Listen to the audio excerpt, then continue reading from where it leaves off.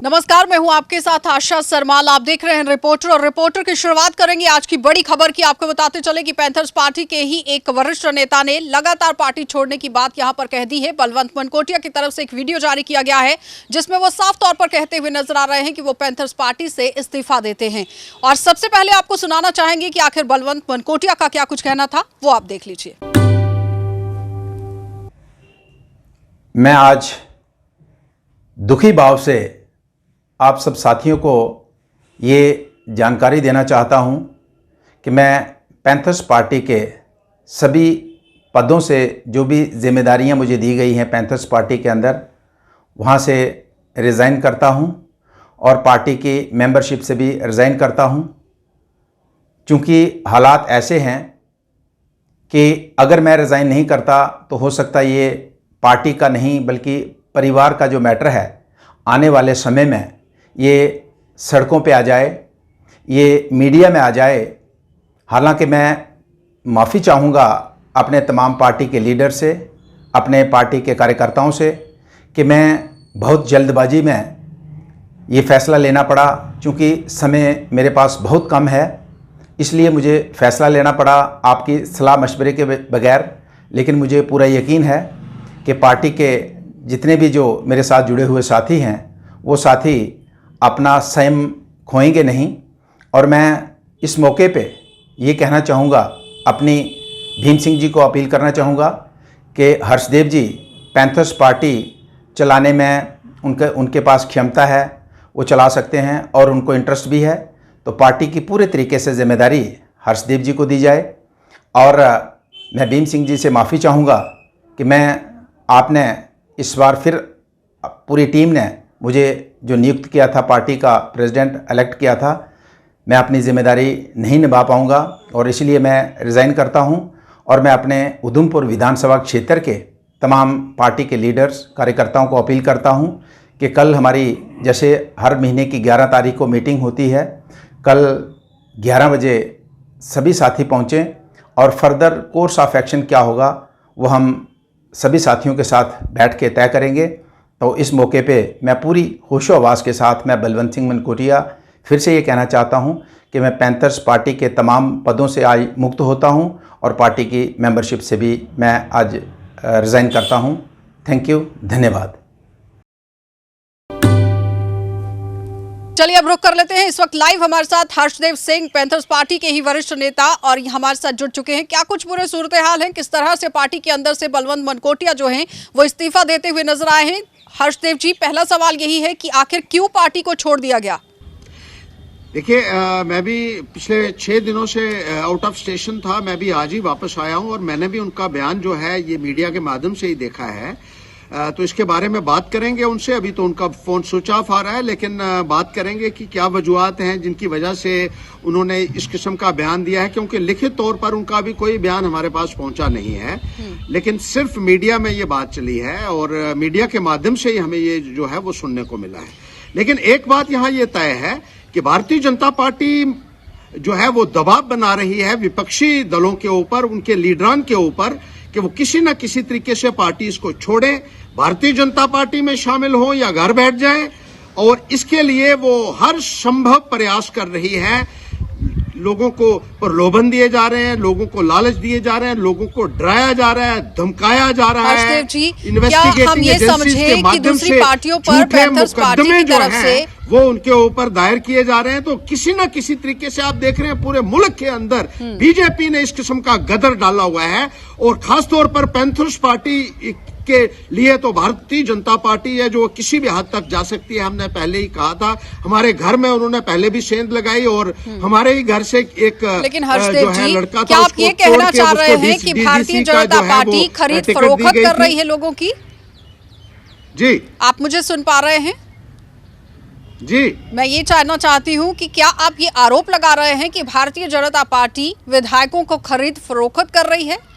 देखिए, बीजेपी जो है खरीद फरोख्त भी करती है और डरा धमका के भी करती है और किसी न किसी तरीके से जो है वो अपनी तरफ खींचने की कोशिश करती है। तो अगर किसी किस्म का दबाव अगर बलवंत जी के ऊपर बनाया गया है तो हम उनके साथ खड़े हैं। हम उनको कहना चाहते हैं कि घबराने की कोई जरूरत नहीं है। भारतीय जनता पार्टी को पैंथर्स पार्टी आने वाले वक्त में नेस्ता नाबूद करेगी। ये चोरों की पार्टी है, चोर है इसमें जिन्होंने चोरियां की हैं, डाके डाले हैं, भ्रष्टाचार किया है, लोगों को सताया है।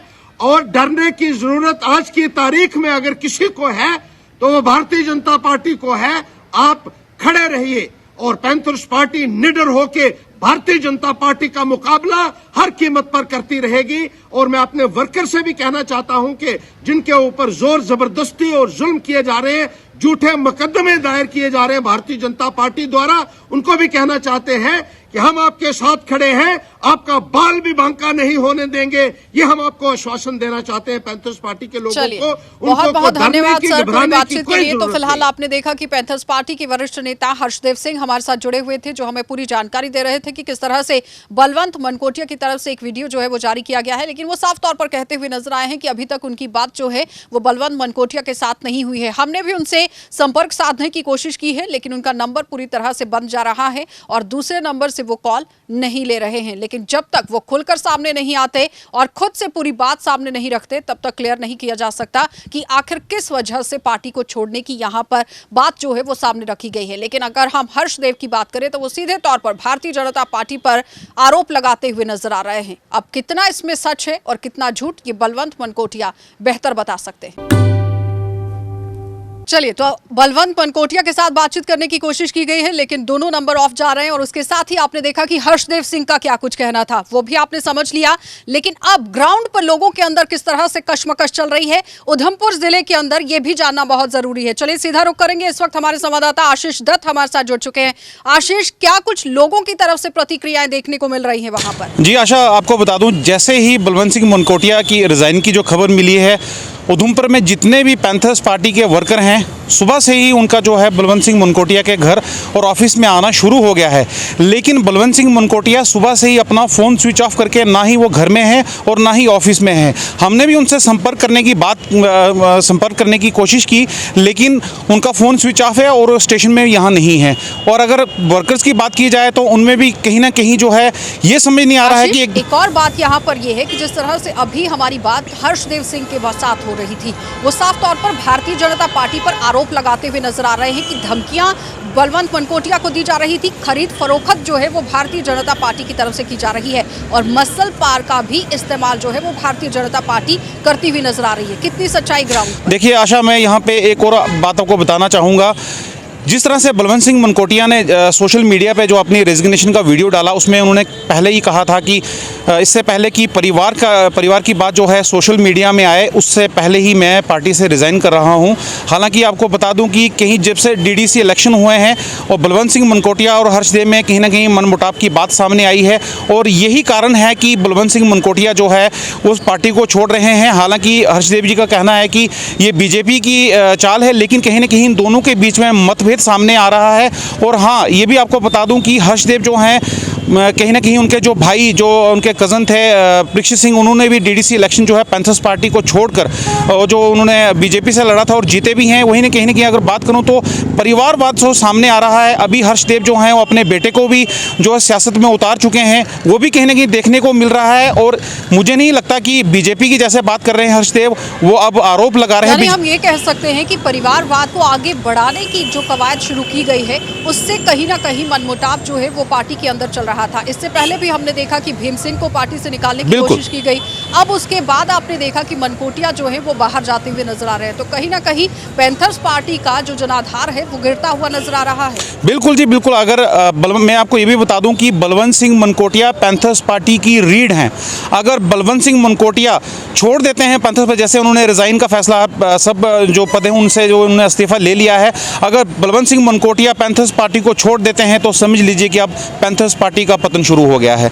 और चलिए, बहुत बहुत धन्यवाद आशीष पूरी बातचीत के लिए। तो फिलहाल आपने देखा कि आशीष दत्त हमारे संवाददाता उधमपुर से हमारे साथ जुड़े हुए थे, जो हमें पूरी जानकारी दे रहे थे कि किस तरह से पैंथर्स पार्टी इस वक्त अफरा तफरी में देखी जा रही है। और अगर हम बलवंत मनकोटिया की बात करें तो अगर बलवंत मनकोटिया की तरफ से जिस तरह से बात कही गई है है कि वो पैंथर्स पार्टी को छोड़ देंगे, लेकिन हर्षदेव साफ तौर पर कहते हुए नजर आ रहे हैं कि लिखित में अभी तक हमारे पास कुछ नहीं आया है। लेकिन जिस तरह से ग्राउंड से रिपोर्ट निकलकर सामने आ रही है तो जाहिर तौर पर सिर्फ और सिर्फ परिवारवाद को आगे बढ़ाने के लिए ये पूरा जो तामझाम है वो देखा जा रहा है, जिसकी वजह से पार्टी से वरिष्ठ नेता निकलते हुए नजर आ रहे हैं। और साफ तौर पर अगर बलवंत मनकोटिया पैंथर्स पार्टी को छोड़ते हैं तो बड़ा झटका पैंथर्स पार्टी के लिए देखा जा सकता है, क्योंकि जिला उधमपुर की अगर हम बात करें तो किसी समय में पैंथर्स पार्टी का वहां पर बोलबाला हुआ करता था, लेकिन आज वहां पर भी भारतीय जनता पार्टी जो है वो काबिज होती हुई नजर आ रही है। तो कहीं ना कहीं बौखलाहट जो है अब पैंथर्स पार्टी के अंदर देखने को मिल सकती है। चलिए अब आपको राजौरी लिए चलते हैं और राजौरी से भी सूरत हाल दिखा देते हैं, क्योंकि यहाँ पर युवा काफ़ी ज़्यादा परेशान दिख रहे हैं, क्योंकि अलग अलग डिपार्टमेंट के अंदर नोटिफिकेशन निकाली गई थी क्लास 4th की पोस्ट के लिए, जिसमें इन बच्चों ने फॉर्म भी भरे थे, लेकिन जो लिस्ट है वो 2010 में निकलनी चाहिए थी लेकिन नहीं निकली। इंटरव्यू किए गए, उसके बाद जो है वो 2018 में फिर से इंटरव्यू जो है वो लिए गए। यानी कहने का तात्पर्य यह है कि 2006 में आप फॉर्म फिल करते हैं और 2010 के अंदर आपको एक बार फिर से बुलाया जाता है इंटरव्यू के लिए, और फिर लिस्ट नहीं आती है। 2018 में आप उससे पहले कोर्ट के चक्कर लगा आते हैं और 2018 के अंदर फिर से आपको इंटरव्यू के लिए बुलाया जाता है, लेकिन फिर भी लगाया नहीं जाता। और आज 2021 पहुंच गया है, अभी तक इन युवाओं का कुछ नहीं किया गया। डीसी से भी मुलाकात की है, क्या कुछ खास बातचीत हुई है इन लोगों के साथ जमशेद मलिक की, वो भी सुन लीजिए। जम्मू कश्मीर में बेरोजगारी के खात्मे के लिए अगरचे कई बड़े बड़े ऐलान ज़रूर किए जाते हैं, मगर ज़मीनी सतह के हालात किस तरह के हैं वो आज हम आपको दिखाएंगे। क्योंकि 2006 में राजौरी में दर्जा 4 की 75 पोस्टों के लिए नोटिफिकेशन निकाली गई और जिसके इंटरव्यू 2009 के आसपास हुए और आज तक वो लिस्ट निकाली नहीं गई। इस सब पे बात करने के लिए हमारे साथ ये खुद लोग मौजूद हैं। सर, कब आपके इंटरव्यू हुए और क्यों आज तक लिस्ट नहीं आपकी निकल पाई? सर 2006 में एक नोटिफिकेशन हुआ सरकार की तरफ से, जिसमें 8 डिपार्टमेंट थे, जिन 8 डिपार्टमेंटों में पोस्टें थी। कुल पोस्टें जो है 75 पोस्टें थी। सर उसमें पूरी रियासत में हुआ, हमारे डिस्ट्रिक्ट में भी हुआ, राजौरी में। इसमें सर जब 75 पोस्टों का ऑर्डर हुआ, हमारे साथियों ने, राजौरी डिस्ट्रिक्ट के निवासियों ने अप्लाई किया। अप्लाई करने के बाद 2-3 साल जो है इसी तरह निकल के 2009 एंडिंग में और फर्स्ट 10 में जो है हमारे इंटरव्यू स्टार्ट हुए। उस वक्त की कमेटी तश्कील हुई और बाज़ाब्ता तौर पे इंटरव्यू हुए, इंटरव्यू कंप्लीट किए गए। इंटरव्यू कंप्लीट होने के बाद फिर हम बैठ के इंतज़ार में कि कोई साथी हमारा को बेरोज़गार जो है रोज़गार में आ जाएगा, किसी न किसी की रोज़ी रोटी लग जाएगी। उसके समय 2-3 साल फिर और निकल गए। 2014-15 में जब हमने आके पता किया तो इन्होंने कहा जी वो अनकम्प्लीट थे। कौन कहता है? उस वक्त के चेयरमैन साहब कहते हैं, एडमिनिस्ट्रेशन कहती है। जब वो ये कहा गया कि अनकम्प्लीट थे, बाकी डिस्ट्रिक्ट में, रियासत में बाकी डिस्ट्रिक्ट तारीख पे तारीख के बयान तो बड़े सुने थे, मगर इंटरव्यू पे इंटरव्यू की पहला मामला हम आपके सामने रख रहे हैं, जहां दर्जा 4 के लिए 2006 में असामियां निकाली गई और 75 पोस्टों के लिए कई उम्मीदवारों ने अपने कागज़ जमा करवाए और 2 बार इससे पहले इंटरव्यू दे चुके, मगर आज तक वो लिस्ट मंजरे आम पर नहीं लाई गई और आज दोबारा इन लोगों से ये कहा जा रहा है कि वो उनकी लिस्ट दोबारा इंटरव्यू लिए जाएंगे। बड़ा सवाल ये है कि 16 साल बीत जाने के बाद, 15 साल बीत जाने के बाद आज इनमें से कई लोग ऐसे हैं जो अवरेज हो चुके और क्या आज इनके दोबारा इंटरव्यू लिए जाएंगे? जमशेद मलिक, गुलिस्तान न्यूज़, राजौरी। और सीधा आपको लिए चलेंगे गांदरबल, क्योंकि गांदरबल में भी आज डीडीसी के चेयरमैन के जो चुनाव हुए हैं वहां पर क्या कुछ पूरा सूरत हाल रहा है, किस तरह से चुनाव रहे और कौन सी पार्टी के नुमाइंदे ने वहां जीत हासिल की है, सीधा रुख करेंगे इस वक्त अपने संवाददाता के पास। सनम एजाज हमारे साथ जुड़ चुके हैं। सनम, क्या कुछ पूरी जानकारी दे रहे हैं, देख लीजिए। एंटी डिफेक्शन लॉ न होना, पिछला 1 महीने से ज़्यादा का वक्त चेयरमैन और वाइस चेयरमैन के इंतखाबात के लिए, ये सारे वो मामले जो कश्मीर में सवालात को खड़ा कर चुके हैं और सियासी जमातों में उमर अब्दुल्ला, फारूक अब्दुल्ला, पीपल्स पार्टी की, PPDP की महबूबा मुफ्ती या दूसरी बड़ी जमातें इल्ज़ाम लगा रही हैं कि एक जाने माने मंसूबे के तहत यहाँ पे एंटी डिफेक्शन लॉ न होने के साथ साथ जो टाइम फ्रेम दिया गया, ये सिर्फ हॉर्स ट्रेडिंग को बढ़ावा देने की कोशिश है। और इसी हॉर्स ट्रेडिंग को बढ़ावा देने की कोशिश के इल्ज़ामात के बीच में शोपियां में भी चुनाव हुए, डीडीसी के बारामूला में नहीं हो सके, उनको नेक्स्ट हियरिंग के लिए नेक्स्ट डेट दी गई, कुपवाड़ा में हुए, श्रीनगर में हुए, बडगाम में हुए, और देखने को यही मिला कि कहीं न कहीं हेर फेर या इधर का उधर करने के मौके बहुत से देखने को मिले। आज भी इंतखाबात हुए, आज भी हेर फेर फेर की बात हुई, लेकिन उस हेर फेर के दौरान भी आज शायद वो नहीं हो सका जो उन लोगों का मंसूबा था, जो वो करना चाहते थे। आज गांदरबल की वोटिंग हुई, पुलवामा की वोटिंग हुई, और गांदरबल की वोटिंग में कल ही पीडीपी की जो एक महिला थी जो उम्मीदवार जीत के आई थी, उन्होंने कल ही पीडीपी से या यूं कहें गुपकार अलायंस से अलायदगी इख्तियार की और आज वो उम्मीदवार बनी हुई थी। उसके साथ साथ आज जब गुपकार के अलायंस के वोटों की गिनती हम करें तो कल तक जो 11 थी आज 10 रहे थे, लेकिन जब आज इंतखाबात गांदरबल में हुए तो गांदरबल में जो पीएजीडी का उम्मीदवार था उसको 9 ही वोट मिले, और साफ जाहिर है जो ना एक और वोट का ना मिलना भी साफ बयान कर रहा है कि कहीं न कहीं हॉर्स ट्रेडिंग या इस तरह के मामलात का इल्ज़ाम जो लग रहा था वो देखने को मिला है। और आज इसके साथ साथ पुलवामा में भी वोटिंग हुई और वोटिंग में फिर वहाँ पे भी पीएजीडी के उम्मीदवार जीत पाए, पीडीपी के बारी वहाँ पे बारी अक्सरियत से हम कह सकते हैं 9 वोट के साथ जो है वो कामयाब हुए। उनके साथ नेशनल कॉन्फ्रेंस के लीडर जो हैं वो वहाँ पे वाइस चेयरमैन के लिए मुंतखब हुए। लेकिन साफ जाहिर है गांदरबल से लेकर पुलवामा तक की सूरत के दौरान पहली बार पलड़ा तो पीएजीडी का बड़ा रहा, भारी रहा, लेकिन इसके साथ साथ मज़ेदार कहानी यह है कि आज भी कहीं न कहीं हॉर्स ट्रेडिंग या अदला बदली के मौके जो हैं या वोट जो हैं वो देखने को मिले। हमने इससे पहले बडगाम के ज़िले में देखा जहाँ 7-7 का बराबर शेयर आया था, जबकि सीटें पीएजीडी के पास 8 थी, अपोजिशन के पास 6 थी, लेकिन उसके बाद पीएजीडी का एक उम्मीदवार कहीं न कहीं उधर हो गया था और उसके बाद 7-7 का आंकड़ा बराबर हुआ। गांदरबल में 11 थे, 10 एक कल चला गया था, 10 वोट गांदरबल में पीएजीडी को पड़ने थे लेकिन पड़े ना हुई। साफ जाहिर है एक वहाँ से भी हुआ। गुपकार अलायंस की बढ़त अगर रही तो हमने पुलवामा में बराबर देखी रही। पुलवामा में ऐसा कुछ तो देखने को नहीं मिला, लेकिन कल रात देर गए तक अंदाजे अटकलियाँ लगाई जा रही थी कि हॉर्स ट्रेडिंग हो सकती है और कहीं पे भी हो सकती है। फिलहाल आज तीसरा फेज़ मुकम्मल हुआ और तीसरे फेज़ में गुपकार अलायंस ने आज दोनों डिस्ट्रिक्ट्स की सीटें यानी पुलवामा और गांदरबल की सीटें तो जीत ली, लेकिन सवालात और सवालात के बीच में कई मामलात और भी ज़ेर बहस कश्मीर में आ ही चुके हैं। आबिद कादिर के साथ सनम एजाज, श्रीनगर, कश्मीर। चलिए अब आपको बारामूला लिए चलते हैं और बारामूला से भी सूरत हाल दिखा देते हैं, क्योंकि उरी सेक्टर की अगर बात की जाए तो लगातार गोलाबारी का सिलसिला वहां पर पाकिस्तान की तरफ से किया जाता है। बोनियार इलाके की अगर बात की जाए तो बंकर की सुविधा आज भी लोगों को यहां पर नहीं दी जा रही है। इरशाद के बाद चलते हैं और इरशाद किस तरह से पूरी रिपोर्ट दे रहे हैं देख लीजिए। जी बिल्कुल आशा, अगर हम शुमाली कश्मीर के ज़िले बारामूला के सरहदी इलाकों की बात करें, इस वक्त हम ऊडी के इस कमलकोट सेक्टर में मौजूद हैं। आप देख सकते हैं मेरे पीछे, यहाँ पे कल रात तकरीबन 1 बजे से 2 बजे तक सीज़ फायर वायलेशन का उल्लंघन किया गया पाकिस्तान की जानब से। हालांकि इसमें जो है इन्फिल्ट्रेशन बिड, जो हालांकि सूत्र के साथ हमारी बात हुई तो उनका यही कहना है कि इन्फिल्ट्रेशन बिड जो है यहाँ पे जो सरहद पार आने की कोशिश कर रहे थे और उनको जो है फ़ौज ने नाकामयाब बनाया। और इसमें जो है एक मुकामी मिलिटेंट सरफराज अहमद, ये कमलकोट का है, इसको हलाक किया गया। हालांकि इस वक्त जो है लगातार फ़ौज की जानिब से तलाशी कार्रवाई के साथ साथ सर्च ऑपरेशन जारी है। अगर हम इन रिहाइश पजीर इलाकों की बात करें, पहाड़ी इलाकों की बात करें, यहाँ पे अक्सर व बेशतर लोगों को काफ़ी सारे मुश्किलातों का सामना करना पड़ रहा है इस गोलाबारी की वजह से।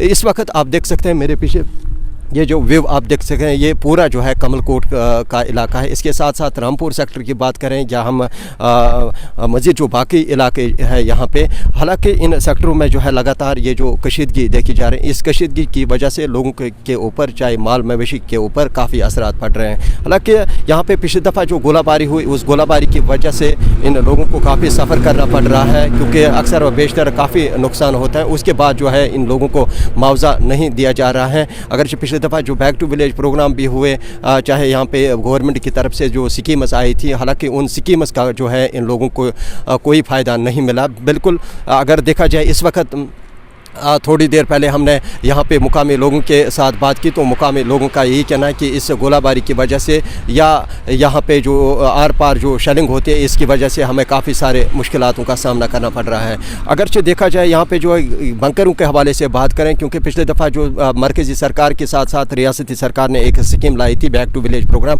उसमें जो है लोगों ने बढ़ चढ़ के हिस्सा इसीलिए लिया ताकि यहाँ पर जो है डेवलपमेंट हो, तामीर व तरक्की हो। अगर देखा जाए ग्राउंड ज़ीरो पे यहाँ पर उस तरह का जो है काम देखने को नहीं मिल रहा है, बल्कि मैं आपको बता दे चलूँ बैंकर जो है लोगों को अशद ज़रूरत है ताकि यहाँ पे जो है किसी भी वक्त यहाँ पे ये गोलाबारी हो।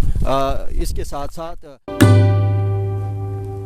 चलिए अब आपको गुलमर्ग लिए चलते हैं और गुलमर्ग से 16 किलोमीटर दूर एक इलाका पड़ता है जो साइलेंट प्लेस के नाम से जाना जाता है। दरंग इलाका है जहां पर काफी ज्यादा खूबसूरती जो है वो देखने को मिलती है। पर्यटक यहां पर पहुंचते हैं, आकर्षण का केंद्र है, लेकिन सुविधाएं किस तरह से हैं, इरफान के पास चलते हैं। इरफान पूरी जानकारी दे रहे हैं। एक बातचीत भी उन्होंने यहाँ पर लोगों के साथ की है। क्या कुछ टूरिस्ट का कहना था वो भी देखिए। वो कहते हैं कि इंडिया में हमने ऐसी कोई प्लेस ही नहीं देखी है, दरंग प्लेस। टूरिस्ट यहाँ पे आके बोलता है कि मुझे पूरा टाइम यहाँ पे दे दो, ये एक साइलेंट प्लेस है, मुझे ये मत कहो कि यहाँ से आप वापस जाइए। वो यहाँ पे ज़्यादा से ज़्यादा टाइम स्पेंड करना चाहते हैं। तो बाथरूम्स की फैसिलिटीज या लेबोरेटरी की फैसिलिटी यहाँ रखी है सरकार ने या कोई भी यहाँ पे कोई वॉशरूम ही नहीं है, कोई बाथरूम ही नहीं है। हम चाहते हैं कि यहाँ पे ज़्यादा से ज़्यादा टॉयलेट्स हो जाए कि ताकि एक टूरिस्ट को दिक्कत ना आ जाए। वादी कश्मीर में दरंग, और दरंग एक ऐसी खूबसूरत डेस्टिनेशन है जिसे देखने के लिए लोकल के साथ साथ सयाह भी आता है। अगर समर्स की बात करें तो यहाँ पर फिशिंग के साथ साथ जी हाँ ठंडा ठंडा पानी भी होता है और ठंडी ठंडी हवाओं का लुत्फ भी उठाते हैं। अगर बात करें विंटर्स को लेकर तो स्नोफॉल के साथ साथ ग्लेशियर, और ग्लेशियर एक ऐसी खूबसूरती प्रोड्यूस करती है जिसमें कई तरह के मॉन्यूमेंट्स भी प्रोड्यूस हो जाते हैं, जिसके साथ साथ कई मोबाइल फ़ोन के सेल्फीज भी जुड़ते हैं। मगर साथ ही साथ अगर रोज़गार के हवाले से बात करें तो यहाँ के बाशिंदों का कहना है, जिनका रोज़गार इस स्पॉट के साथ जुड़ा है, उनका मानना है कि जिस तरीके से गुलमर्ग, सोनमर्ग, पहलगाम या दूसरी डेस्टिनेशंस एक्सप्लोर की गई है डेवलपमेंट्स को लेकर, दरंग जो है अभी उस तरीके से नहीं है। अभी बहुत सारी एमिनिटीज़ यहाँ पर जो है लैक करती है, जिसमें लेबोरेटरी, बाथरूम फैसिलिटी या कैफेटेरियाज को लेकर बात करें, या कुछ कैनोपीज अगर यहाँ पर बन जाए, कुछ हट्स अगर यहाँ बन जाए या कुछ होटल्स बन जाए तो उनके रोजगार में इजाफा हो सकता है। वीडियो जर्नलिस्ट समीर वानी के साथ सईद इरफान फाजिल, गुलिस्तान न्यूज़, दरंग, कश्मीर।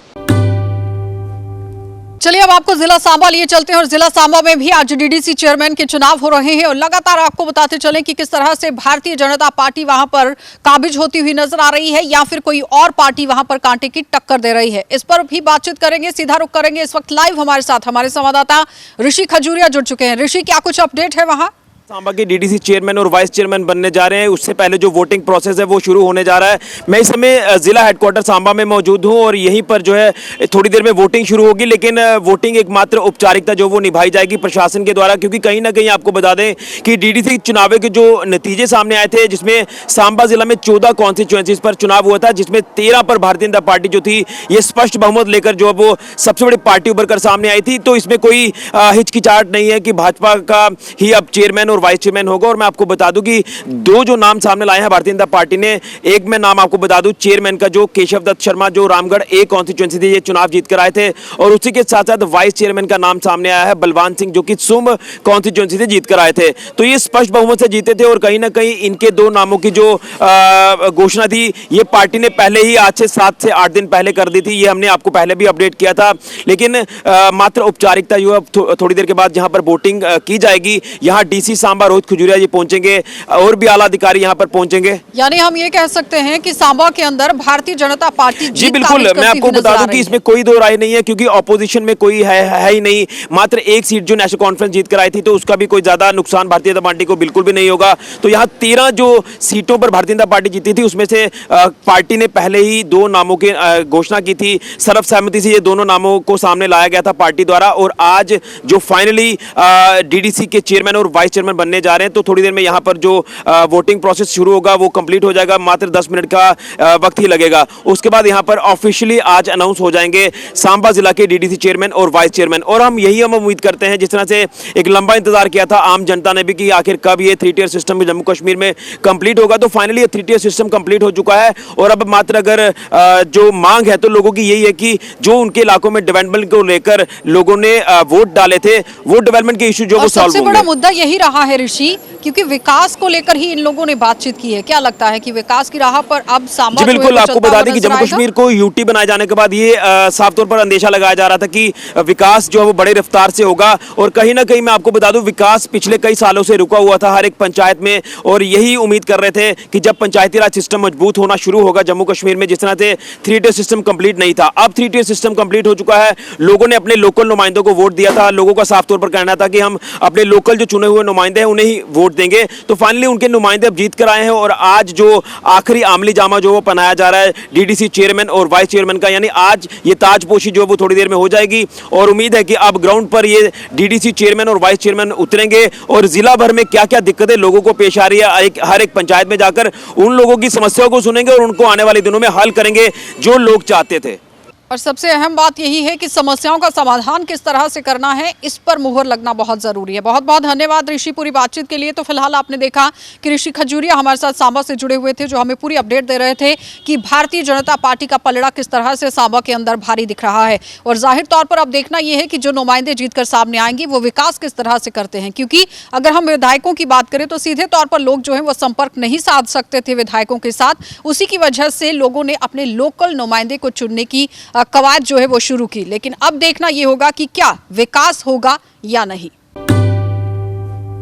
चलिए अब आपको कठुआ ले चलते हैं और जिला कठुआ के अंदर क्या कुछ चल रहा है सरबजीत की इस रिपोर्ट में देखिए कि क्या कुछ जानकारी दे।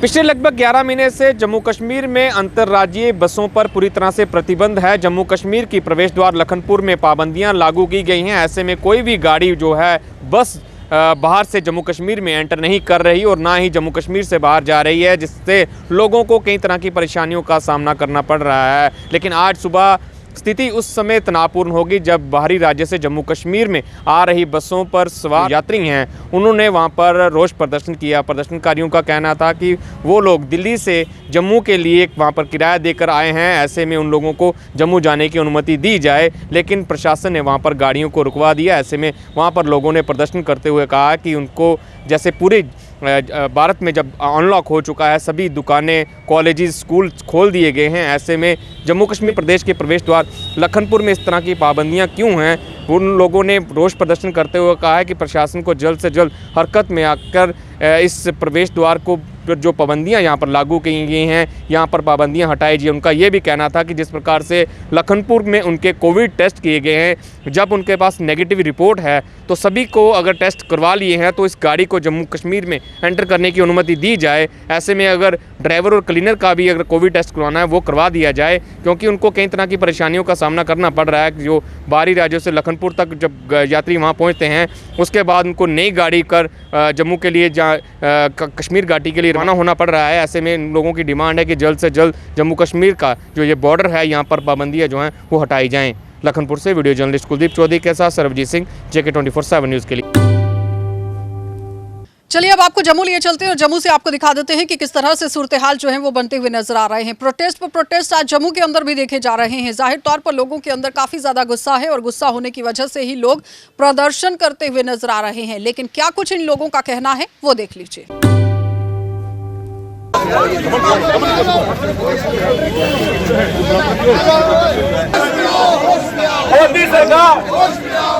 काफी भाजपा की गलत नीतियों के कारण यहाँ पे पड़ा। आज हम महसूस करते हैं कि यहाँ पे जम्मू कश्मीर में फौरी तौर पे स्टेट का दर्जा वापस देते हुए असेंबली के चुनाव करवाएं, ताकि हमारे जिस ढंग से हिंदुस्तान में पार्लियामेंट में, राज्यसभा में हमारे जम्मू कश्मीर की आवाज बंद हो गई, ये पहली बार यहाँ पे हुआ देखने को मिला। ये रोष प्रदर्शन उसके माध्यम से कि हम आम जनता की आवाज को बुलंद कर पाए। चलिए, तो आपने देखा किस तरह से रमन भल्ला जो है वो कहते हुए नजर आ रहे थे कि महंगाई की वजह से लोग काफी परेशान देखे जा रहे हैं। क्योंकि अगर हम जम्मू की बात करें तो जम्मू में भी महंगाई काफी हद तक बढ़ चुकी है, कश्मीर के अंदर भी महंगाई जो है वो बढ़ गई है। तो जाहिर तौर पर इसमें गरीब जनता काफी ज्यादा परेशान हो रही है। आप देखते रहिए कार्यक्रम। खबरों से अपडेट रहने के लिए JK 24/7 न्यूज़ के YouTube चैनल को आज ही सब्सक्राइब करें और Facebook पेज भी फॉलो करें।